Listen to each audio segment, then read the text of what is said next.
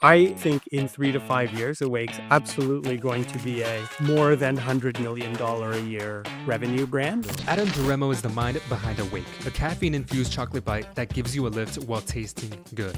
COVID happens in March of 2020. 75% of our ship-tos were forced to close within 1 week. Yeah, we had to really think carefully about how do we even keep the business alive. Despite the pandemic and the cocoa crisis, two once-in-a-lifetime events, Adam breaks down how he survived and continues to thrive today. If you ask the general population, hey, do you have a want or need for more energy in your day-to-day life? A very large percentage of people say yes, like upwards of 80%. If there are people who have this need and no beverage can meet that need because they don't taste great, why don't we make a snack that meets the need? We dive into competing against chocolate giants like Hershey's, navigating chaos, and creating a new category of chocolate. When we apply rigorous focus, it works. That's when the business grows. When we get distracted chasing opportunities because we're optimistic entrepreneurs, that's when things slow down and chaos ensues. So I would just tell myself, be focused, like be ruthlessly focused.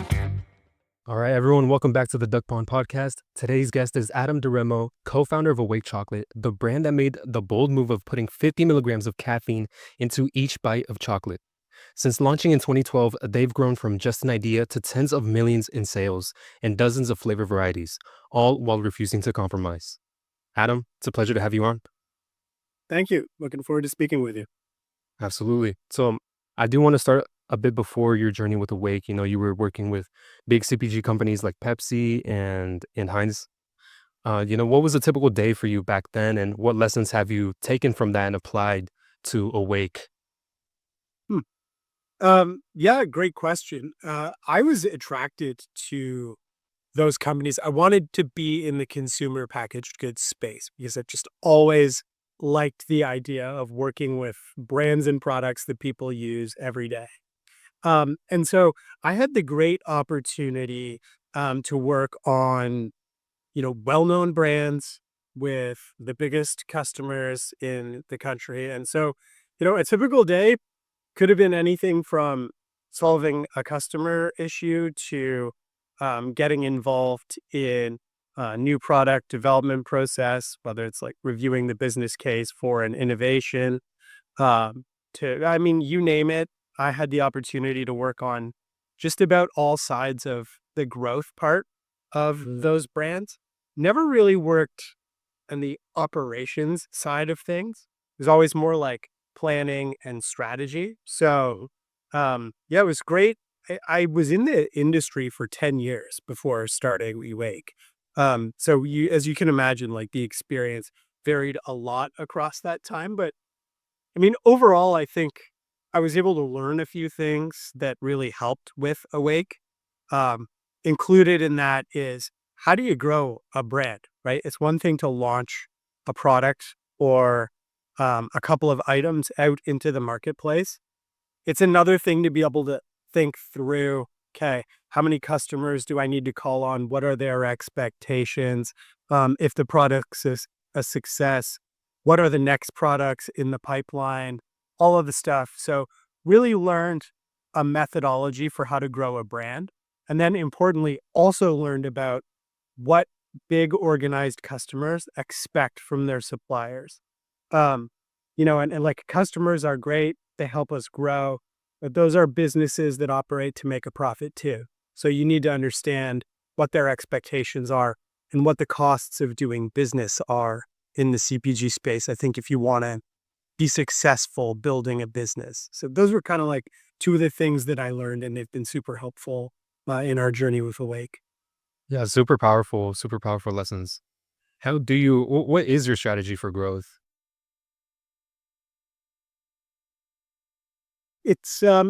We're really executing what I would call a household penetration strategy with Awake. So we've been around for 12 years now, and in that time, we've generated millions and millions of customer trials and had millions more repeat purchases. But your average consumer still doesn't know about our brand and still hasn't tried it. So really, what we're trying to do is reach more and more chocolate consumers, and we're doing a few things to help that. One is we're trying to grow our distribution footprint. So That's just the number of stores that carry our items. The other thing is that we're growing our online footprint direct to consumer. So we have a decently sized but fast growing business on Amazon. And then the other thing we're trying to do to complement the distribution growth is really lean into marketing. As the business has grown, we have more resources that we can invest back into marketing. And, one of the best ways to reach customers you haven't reached before is give them a sample. If you have a great tasting product, you want to let everyone try it. And so, we've just been adding to the size of our marketing team and finding more events and locations and opportunities to go out and drive sampling and then do some reminder advertising. So those are the tactics that support it, but really what we're trying to do is grow household penetration. Gotcha. Yeah, that absolutely makes sense. You did touch upon sampling, and I do want to dive into that. What's the typical reaction that you guys see from people tasting your product? Because I've never really considered the idea of putting caffeine into chocolate, but it's got to be delicious. Yeah, 100%. I would say um, we like sampling because it generally delights the audience. Um, no exaggeration, I'd say 95% or more of people who try an awake sample are delighted by the taste. I can't tell you how many times we've heard the feedback, wow, this is delicious. Like, I didn't think a functional chocolate could taste like this. Or, wow, this is delicious. It tastes even better than I thought it would. And that's really the hurdle we're trying to clear. We talk internally on our team all the time about the fact that taste is the North Star of our brand, right? See, it's important for our brand to deliver a functional benefit. That sets us apart from literally everyone else. But we're a food company, and food is a very visceral thing. And I believe that chocolate is probably the most fun category in all of food. And so when you taste our chocolate, it has to make you smile. And so we just won't ever launch anything that isn't truly delicious. And that's why we lean so much on sampling. We always say like people who try it will buy it because it is delicious and it does. I love that approach, and I really do want to dive into Awake in itself, and Mhm. you know, putting caffeine into chocolate. How did you come across that idea, and what was the inspiration behind it? Yeah. I would love to tell you we have some sexy and memorable inception story, but that couldn't be further from the truth. Our decision to launch Awake was purely insights driven, right? So I have two co-founders in the business. Both of my co-founders, Dan and Matt, also worked for packaged foods companies. We were all together at Pepsi before we did Awake. And we had a shared belief that if we were going to launch a brand of our own, it had to meet a previously unmet need, right? We should be doing something that no one had done yet. And just through good circumstances and good fortune, I became aware of an opportunity to solve a beverage problem using a food technology. And specifically, that problem is if you ask the general population, hey, do you have a want or need for more energy in your day to day life? A very large percentage of people say yes, like upwards of 80%. And then you ask, okay, what products are you currently buying to meet that need? Surprisingly, about a third of people that we asked that question to said, I'm not buying anything. And then you As ask, that is surprising. yeah, right? That's like 20 to 25% of the general population says, I have a need that I'm not buying a product for. And then you ask, okay, why aren't you buying anything? And the answer overwhelmingly is taste. I'm not willing to drink a coffee or an energy drink that I don't like the taste of just to get the invigoration of caffeine. At the same time, we knew that there was a food technology called microencapsulation that you could use to add functional ingredients to food, but you could mask any unpleasant taste, like it completely make it go away, essentially by coating the ingredient in vegetable oil. I mean, that's a It's very powerful. layman's way of describing it. It's a little more complicated than that. But we just looked at it and said, okay, if there are people who have this need and no beverage can meet that need because they don't taste great, why don't we make a snack that meets the need? And since we were solving for the need of taste, we thought, why don't we make it out of chocolate? Because nothing tastes better than chocolate. Right. And the more we looked at the chocolate category, the better we felt about that decision because chocolate category is huge, right? It's tens of billions of dollars per year in annual revenue, but it's kind of a mature category. Like when we launched Awake, I would argue that really nothing interesting from an innovation perspective had happened in the chocolate category in a long time. And at the same time, a bunch of other categories had benefited from the introduction of functional brands and functional innovations. They were adding new reasons to eat those products every day, but nothing like that was happening in chocolate. And that made no sense to us. So we said, hey, like there's an unmet need and a good opportunity to grow a category that's mature and kind of old. Let's do it. And, we never looked back. I love that. And I feel like you're really positioning yourself away from big chocolate companies such as Hershey's, because Hershey's is just it's just indulgent chocolate, whereas you guys have that 50 milligrams of caffeine, and you're really targeting more of the health conscious people, consumers. Yeah, totally agree. Like we kind of felt if we're going to enter this category, we have to do something different. And so our point of difference is you get a functional benefit with our product. You don't have to sacrifice any of the taste, but you get this additional benefit. And so if we could offer you something that's even better, why wouldn't you want to try it? And, fortunately, a lot of consumers have been open to that message. Absolutely. And I do want to dive into, you did mention that taste is your North Star. How do you how do you ma- excuse me, how do you maintain that positioning that, taste has to come first, especially when you're scaling up? It's a good question. I would say it starts with company leadership, right? So, my two co-founders and I are steadfast about this. We will not launch anything that we don't genuinely like eating. Um, another, this is harder to quantify, but another thing that we look at is, does this chocolate taste good enough that you would want to eat it, even if it didn't deliver a functional benefit, right? So anything that doesn't clear that hurdle never gets launched. I think the other thing that you have to do is just you have to build it into your company culture, right? So if you ask any person on our team, hey, what's the cardinal rule inside Awake or what's the North Star of the brand? They would all tell you, oh, it's taste. We like, yes, it's functional benefit, it's value added, but it tastes great. You're going to be happy eating it, and we will never compromise on that. And one outcome of that is like we're obsessed with ingredients, right? So I don't think of Awake as a finished good per se. If we see a way to make the product better, we'll do it. Um, and we like to iterate and experiment with new ideas. We love to do consumer testing before we launch something new. Like we'll go out and solicit feedback from consumers.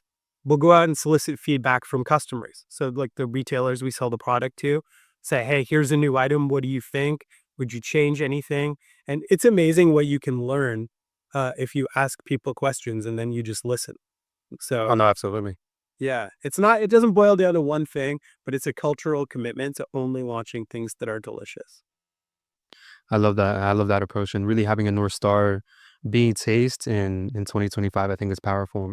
I Mhm. think people are still under the misconception that you have to really sacrifice taste um, to have something that's functional. But obviously, you guys are mixing both the best of both worlds. I agree with that, and I think people have that understanding because so many products that have come before have done that. Um, but I don't think that's a great long-term strategy for building a business, right? If you're good at marketing, you can get a lot of people to try your product, but they're only going to buy it again if they actually enjoyed eating it. And it's the buy again part that is the whole key to building a brand over time. Like the brand can only ever get big if people enjoy buying it enough, eating it enough that they buy it more than once. Absolutely, and I think it's such a unique positioning. I think this is the first time I've heard chocolate infused, caffeine infused chocolate. And it's incredibly unique, and it's such a different and new way to consume caffeine. We typically hear the Celsius, the Red Bulls, and their marketing strategy. And this is entirely different, and I love it. I'm a very big fanatic of chocolate as well. So Yeah, you guys, I love to hear that. so you guys sold over 100 million, bars, and I want to ask you what were some of the challenges that came with that? Whether it be distribution or the marketing. Yeah, where to begin? In a lot of ways, I think the entire story of our company's growth is a story about resilience, right? So when we launched the business, we had very modest resources, just like every startup. Um, so the blessing of that was just we had to be super focused about what we were doing. And for that reason, we made a conscious decision only to focus on college and university students as our target consumer. So, like early on, that was a constraint. We really only pursued distribution on college and university campuses. Because like that's a great place to meet our consumer, and it's a place where they definitely have a need for our product. But it's very hard to sell hundreds of millions of chocolate bars if you're only selling on colleges. That went pretty well for us, and it allowed us the opportunity to dip our toe into some retail expansion, and then also to expand further in the food service world. Like we were able to make partnerships with the biggest food service companies in the world, Compass, Sodexo, Aramark, and we were able to grow our business that way. And it was a really good growth model for us for like 6 years. We grew our business every year 30 to 50%. That's We've had phenomenal. yeah, it was great. Like we had all the challenges that you would have with a growing business managing cash. Like, we're not a mega corporation, we're not publicly traded like most of the companies that we compete with, but we were able to do it. And as the business got bigger, we became profitable. I think one thing we weren't aware of, though, and this is like the biggest challenge that has ever happened to us, is that from a distribution and a growth perspective, we had most of our eggs in one basket, which was food service. And if you had asked any of us before 2020, do you think that's risky? We would have said, no, not really. Like we have thousands of different points of distribution downstream. If any one of them goes away, we'll be fine. But actually, the business keeps growing. And then the unthinkable happened, right? COVID happens in March of 2020. 75% of our ship twos were forced to close within 1 week. And most of them remained closed for over a year. Yeah. So here we had a profitable, growing business that just like by law, uh, you lose 75% of your outlets overnight. So that was the biggest challenge you could possibly imagine. It was terrible. Devastating. Yeah, we had to really think carefully about how do we even keep the business alive. We had to cut all the costs that we could. We even had to lay off team members. Like these are good people who were doing good work, but there was literally nothing for them to do. But we did what you have to do, which is like we evaluated the situation and adapted. And so we leaned into direct to consumer. Our online business grew a lot in 2020 and 2021, and was probably the thing that helped us actually make it through the worst of COVID. But coming out of that, we said to ourselves, okay, we would be fools to ignore the terrible thing that just happened.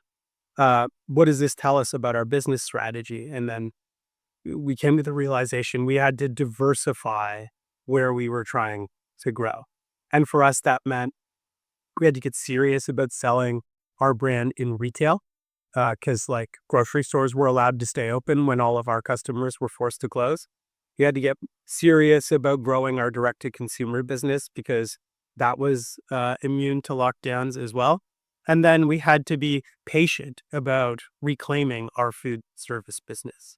But in order to do that, we needed capital we didn't have. So we went out and we found a strategic investor who made an investment in Awake in late 2021.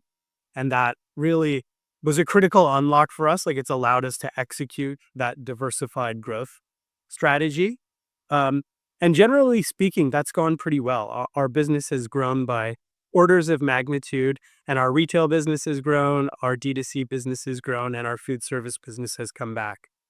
The other challenge that we've had along the way, the other like massive challenge, is there has been a once in a lifetime negative cost event in the cocoa market. So cocoa is obviously the number one commodity in our chocolate. Right. Um, Cocoa has a stable 50-year history of trading for like around $2,000 to $2,500 per ton. Well, in late 2023, it was bad harvest that year. Uh, Prices shot up to $12,000 a ton, like never before seen. Once in a lifetime, negative. What are the odds? Yeah, right. Just as things were going really well in our like growth story and we were starting to feel good about the business again, our costs like more than double overnight. So then like the challenge for us for the last 18 months has been how do we balance growing at the same time as our margins have been cut in half?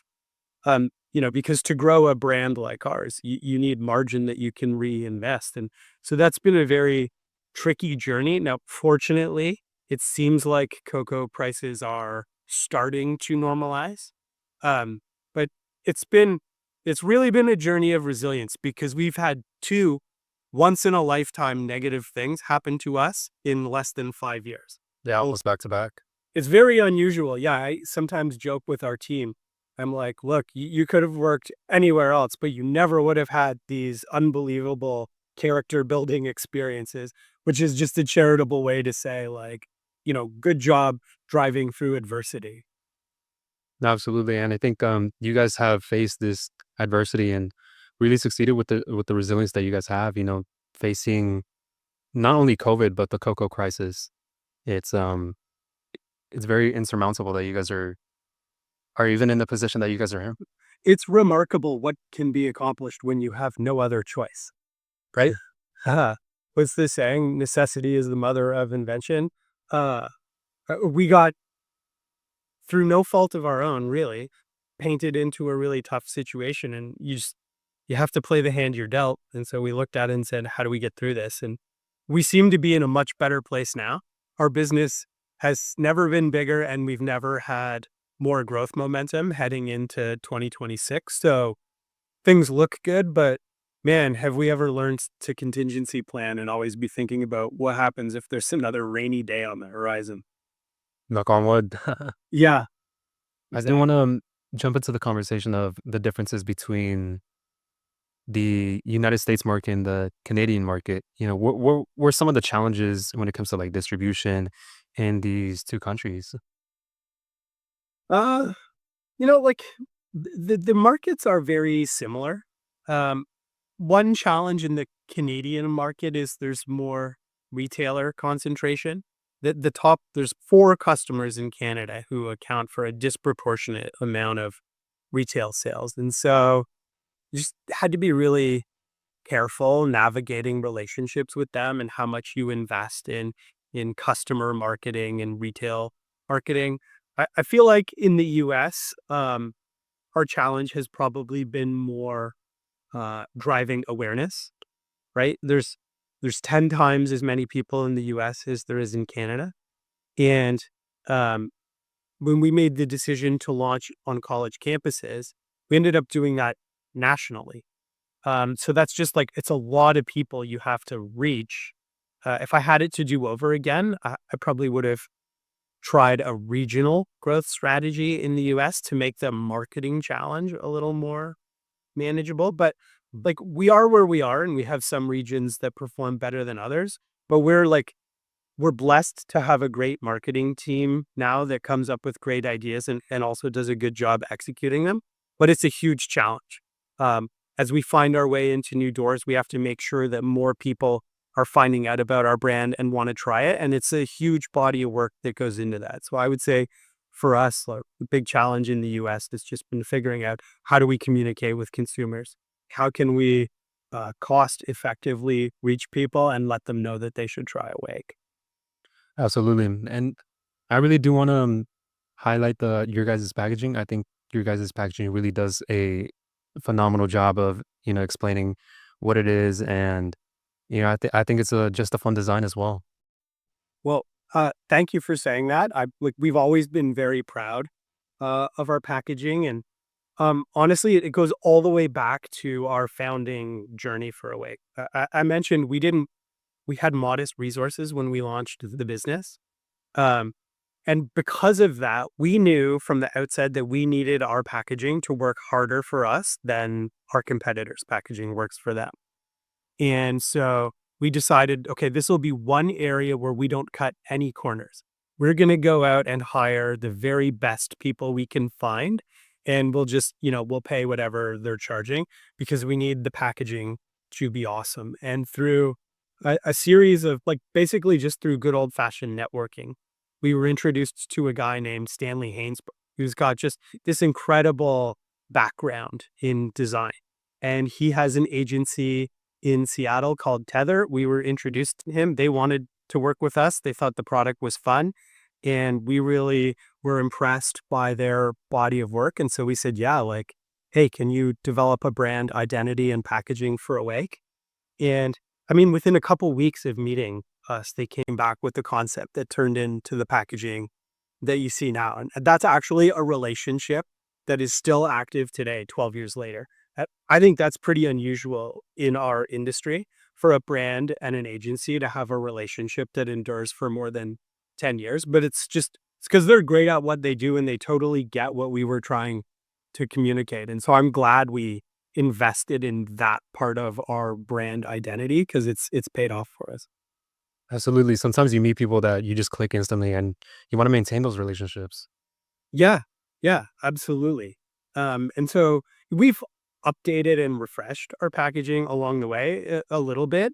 Um, but I mean, the essence of it, these guys came up with the very first concept we saw was literally like a hand drawn version of what the package could look like.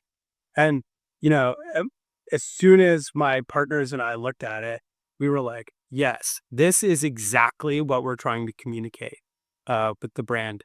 So I'm glad I'm glad you like it. I think it's fun. I think it's also kind of neat that we have a mascot, an owl. Like if you look at the chocolate category, I think the packaging is generally boring, right? It's Yeah, it's pretty a big faceless. glossy logo of some kind. But having a mascot, I think, brings some personality to our brand, and it actually gives us. We can kind of do some storytelling from the point of view of the owl, which is also different and fun. And over time, the owl, whose name is Neville, has become the most distinctive brand asset that we have. We do a lot of consumer shows and trade shows where people will be like, "Oh yeah, wait, yeah, the owl chocolate." Yes, 100%. It's it's fun, but it's also memorable. Absolutely. Duolingo. Speaking of vowels, this reminded me of Duolingo. They have their own owl mat, and I find the concept that they're creating hilarious. But I think if you guys were to do something similar, it would do pretty well. Yeah, I totally agree, and that's something that we've talked about. Like, we have an opportunity to do way more with our owl than we have. Um, but it's yeah, it's all part of the marketing challenge, right? Thinking through how do we communicate, what do we invest time and money behind, and that's something we want to do more of. Absolutely. You did mention, this design, originated way back in 2012. I want to ask you, what piece of advice would you give to yourself, you know, in those starting days? Mm. Again, so this is something we could talk about for hours. We've learned a million things along the way. If there's one thing that I could talk to, myself from 12 years ago, it would just be about the need to maintain focus. Um, Part of the blessing of being an entrepreneur is I think people who go into this line of work are just naturally disposed to be optimistic and see opportunities. Yep. And we have high enough risk tolerance to pursue those opportunities. But the downside of it is it's very difficult not to chase after every new opportunity that you spot. And so along the way, I'm sure we've done some off strategy things to try and grow the business because we saw opportunity when really what we should have done is just stayed focused on our core growth strategy. Um, and there have been different times along the journey when we've kind of like reset and been like, no, we just need to really stay focused on growing these chocolates in these particular outlets of distribution and reaching this particular group of consumers. And when we apply rigorous focus, it works. That's when the business grows. When we get distracted chasing opportunities because we're optimistic entrepreneurs, that's when things slow down and chaos ensues. So I would just tell myself, be focused, like be ruthlessly focused. Absolutely. Shiny object syndrome is real, and it can Yeah. literally distract us as real as. Like you have to be, I think, a little bit crazy to choose this as a career path, right? Like you got to have a very high risk tolerance and crazy in a good way. But man, when you have that the entrepreneurial craziness, it's hard not to chase shiny new objects. I feel you there. Speaking of focus, I want to ask you, where do you see Awake 3 to 5 years from now with this newfound determination, this newfound focus, and where do you see it? Well, I think the business will be orders of magnitude larger than it is now. So I think in 3 to 5 years, Awake's absolutely going to be a more than $100 million a year revenue brand. Um, but I think we also have the opportunity to increase the number of functional benefits that we're delivering. Chocolate's a great platform for functional benefits. And our research tells us that a huge majority of customers, of consumers, are interested in getting functional benefits from their chocolate, and that the benefits they're interested in getting extend just beyond just caffeine energy. So I think the other thing you'll see from us is like obviously increased distribution, more consumer reach, but probably a broader portfolio that includes some new functional benefits that we haven't launched yet. Great. Can't wait to look for it. Yeah, it's exciting. Well, Adam, this has been an incredible conversation. Where can people find you? Awakechocolate.com. You were available for order anywhere in North America on Amazon. Um, and also, if you check us out at our website, our store locator will point you to a location near you. Sweet. Love it. I definitely want to try. I definitely need a chocolate boost pick me up right now. Yeah, that's great. Please do. Alrighty then. Well, thank you, Adam. Yeah, thanks for having me.